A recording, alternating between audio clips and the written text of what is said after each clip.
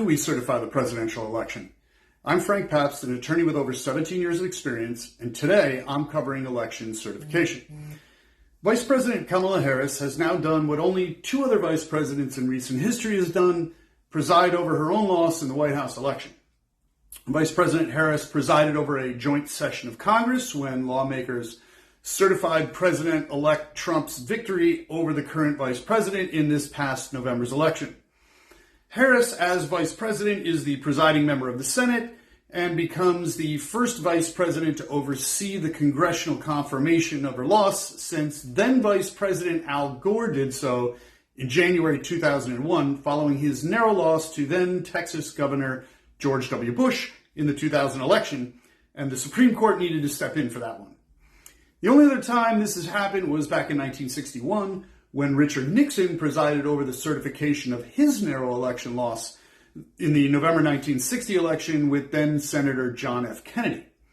So here's how this happens. The 12th Amendment to the Constitution says, in pertinent part, the President of the Senate shall, in the presence of the Senate and the House of Representatives, open all the certificates, and the votes shall then be counted.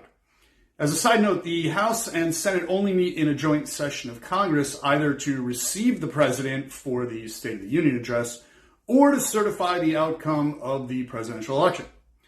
So Vice President Harris first declared that the House and Senate were meeting in the joint session and then announced that the certificates of election are authentic and correct in form.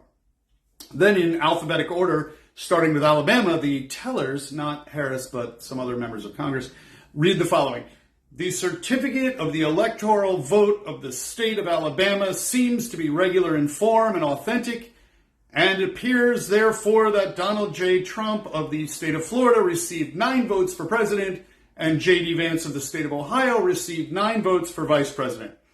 And on it went through every state in the union.